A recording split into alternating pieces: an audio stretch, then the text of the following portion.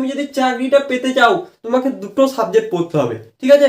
চারটে সাবজেক্ট তোমাকে পড়তে হবে না, তোমাকে দুটো সাবজেক্ট পড়তে হবে। এটা হচ্ছে সিলেকশন না পাওয়ার একটা মূল অস্ত্র বা সিলেকশন না পাওয়ার কারণ।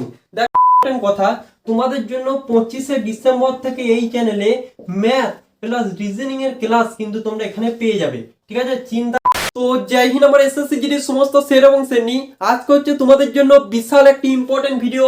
SSC GD 2026 target 120 plus. এই যে আমাদের 1 মাস বা 2 মাস টাইম বেঁচে আছে, এখানে কি 120 প্লাস নাম্বার তোলা সম্ভব? 100% সম্ভব ভাই। কিভাবে তুমি পড়বে, কিভাবে প্রিপারেশন করবে, এ টু জেড সমস্ত কিছু বলে দেবো। তার আগে একটা কথা বলছি, এসএসসি জিডি 2026-এ এখনো পর্যন্ত অ্যাপ্লিকেশন চলছে। তো এখনো পর্যন্ত যারা অ্যাপ্লিকেশন করোনি অবশ্যই কিন্তু অ্যাপ্লিকেশনটা করে দেবে। কোন চয়েসটা ফার্স্টে দেবে, কোন চয়েসটা সেকেন্ডে দেবে, সেই ভিডিওটা দেখার পর।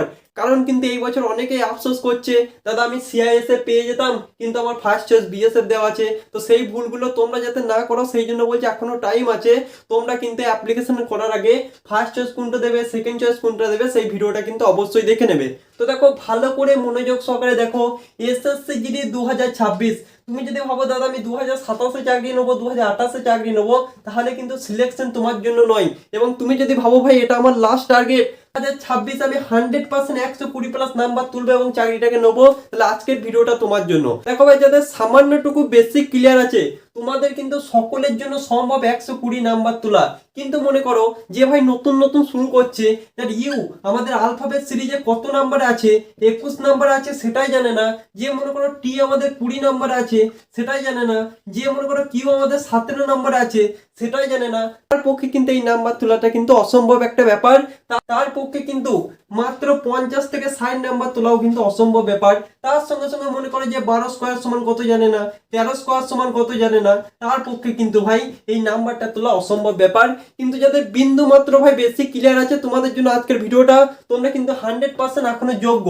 দেখো ভাই 1 ঘন্টা টাইম, ঠিক আছে?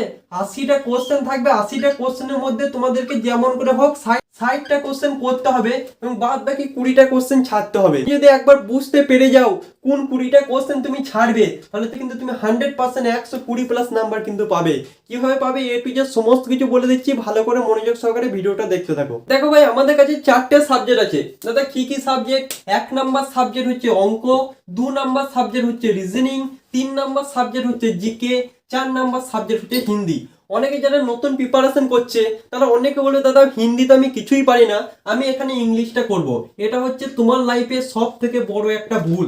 দেখো ভাই, তুমি যদি একটা প্রপারলি ইংলিশ মিডিয়ামের স্টুডেন্ট না হয়ে থাকো এবং তুমি যদি তোমার ইংলিশ সম্পর্কে সমস্ত ধরনের নলেজ না থেকে থাকে, সমস্ত ধরনের সিনোনিম, অ্যান্টোনিম, বিপরীত শব্দ যদি মুখস্থ না হয়ে থাকে, তাহলে এটা হচ্ছে তোমার জন্য একটা বিশাল ভুল, ঠিক আছে?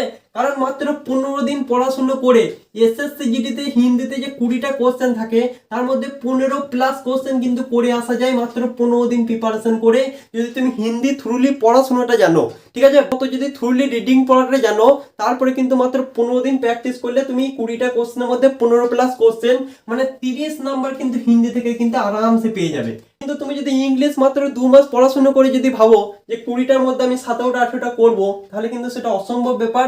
আমি তোমাদেরকে বলছি 5 থেকে 6 বা 6 থেকে 7টার বেশি কোশ্চেন তোমরা করতে পারবে না যদি তোমরা প্রপারলি ইংলিশ মিডিয়ামের স্টুডেন্ট না হয়ে থাকো এবং প্রপারলি সমস্ত কিছু সম্পর্কে নলেজ না থেকে থাকে। এটা হচ্ছে চির বাস্তব কথা, কেউ তোমাদেরকে বলবে না, ঠিক আছে? হিন্দি একবার থ্রুলি রিডিং পড়াটা শেখো, তোমার কাছে সমস্ত কিছু জল হয়ে যাবে। কিভাবে পড়বে আমি সমস্ত কিছু বলে দিচ্ছি। এসএসসি জিডি 2026 যদি চাকরিটা পেতে চাও, 120 প্লাস নাম্বার না তুললে এখন যা কম্পিটিশনের বাজার, ভ্যাকেন্সি 25,000-এর থেকে একটাও না বাড়ে। অবশ্যই বাড়বে ভাই, 100% বাড়বে। কিন্তু তুমি যদি ভাবো যে একটাও যদি ভ্যাকেন্সি না বাড়ে, তাহলে 120 নাম্বার না তুললে তোমাদের চাকরি কিন্তু জিন্দগিতে হবে না। 100 নাম্বার তুললেও কিন্তু তোমাদের সিলেকশন হচ্ছে না। যদি তোমাদের ভ্যাকেন্সি 25,000-ই থাকে, আর যদি ওটা 50,000 হয়ে যায় তাহলে সেটা পরের কথা, আমরা সেটা আর ভাববো না। দেখো ভাই, তুমি যদি চাকরিটা পেতে চাও তোমাকে দুটো সাবজেক্ট পড়তে হবে, ঠিক আছে? 4টে সাবজেক্ট তোমাকে পড়তে হবে না, তোমাকে দুটো সাবজেক্ট পড়তে হবে। 1 নাম্বার সাবজেক্ট হচ্ছে অঙ্ক, 2 নাম্বার সাবজেক্ট হচ্ছে জিকে, ঠিক আছে। কিন্তু যারা চাকরি পায় না বা ফাইনাল মেরিট লিস্টে বাদ যায় তারা কি করে, তারা সবসময় ভাই রিজনিংটাকে নিয়ে পড়ে থাকে, তার সঙ্গে সঙ্গে হিন্দির প্র্যাকটিস ক্লাস কিন্তু করতে থাকে। মানে এই দুটো সাবজেক্ট হচ্ছে আসান, এখানে ভাই 80 নাম্বারের মধ্যে আরামসে ভাই 60+ নাম্বার তারা তুলতে পারে। সেই জন্য ভাই সারা দিন রাত তারা হয় রিজনিং এর মিনি মক টেস্ট দেয়, না হলে ভাই হিন্দি প্র্যাকটিস করে, ঠিক আছে। এটা হচ্ছে সিলেকশন না পাওয়ার একটা মূল অস্ত্র বা সিলেকশন না পাওয়ার কারণ। দেখো ভাই, তোমাকে প্রপারলি ম্যাথের কিন্তু একটা খাতা কিন্তু থাকতেই হবে, যেখানে তোমার সমস্ত সাবজেক্ট কিন্তু নোট করা থাকতে হবে। যেমন শতকরা, অনুপাত, সমানুপাত, লসাগু, গসাগু।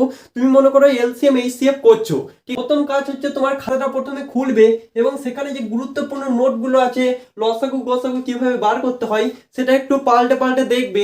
তার সঙ্গে সঙ্গে যে স্যারটা তোমাদের ইম্পর্টেন্ট চ্যাপ্টারগুলো করিয়েছে বা টপিকগুলো করিয়েছে বা টাইপের অঙ্কগুলো করিয়েছে, সেই টাইপগুলো প্রথমত দেখবে।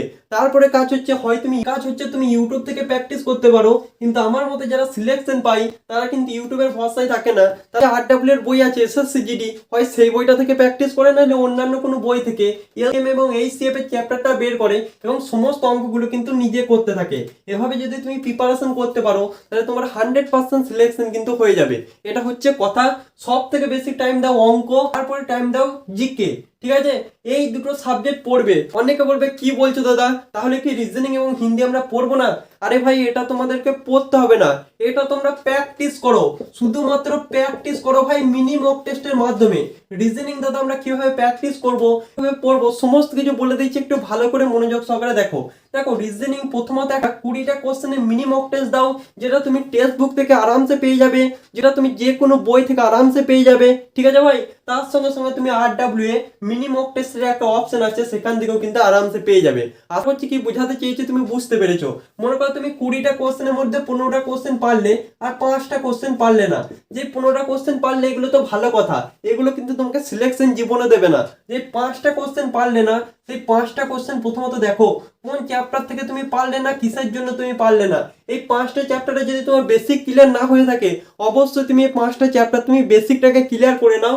এভাবে যদি প্র্যাকটিস করতে থাকো এই এক্সামের আগে পর্যন্ত, তাহলে দেখবে 20টার মধ্যে 20টা রিজনিং তুমি আরামসে কিন্তু পেরে যাচ্ছ, ঠিক আছে ভাই। এবার দেখো একটা দুটো তো সিলি মিস্টেক হবে, সেটা কিন্তু বাস্তব কথা, কিন্তু ভাই তুমি ফুল নাম্বার পাওয়ার একটা যোগ্য প্রার্থী কিন্তু হয়ে যাবে। এভাবে তোমরা প্র্যাকটিস করো রিজনিংটাকে। সেকেন্ড, তোমরা হিন্দি কিভাবে প্র্যাকটিস করবে, হিন্দি তোমরা থ্রুলি রিডিং পড়াটাকে প্রথমে শেখো। রিডিং পড়া যদি ভালো করে শিখতে পারো তাহলে কিন্তু হিন্দিতে 15+ কোশ্চেন করা কোনো ব্যাপারই না। হিন্দি তোমরা রিডিং কিভাবে পড়বে, প্রথমত একটা বই কিনে নাও হিন্দির জন্য, ঠিক আছে। একটা লিঙ্ক আমি দিয়ে দিচ্ছি, হিন্দির একটা বই কিনে নাও যেখানে অ আ ইত্যাদি সমস্ত কিছু দেওয়া থাকবে। এবং তোমরা হিন্দি পড়তে পারছো কিনা সেটা কিভাবে বুঝবে আমি তোমাদেরকে বলে দিচ্ছি।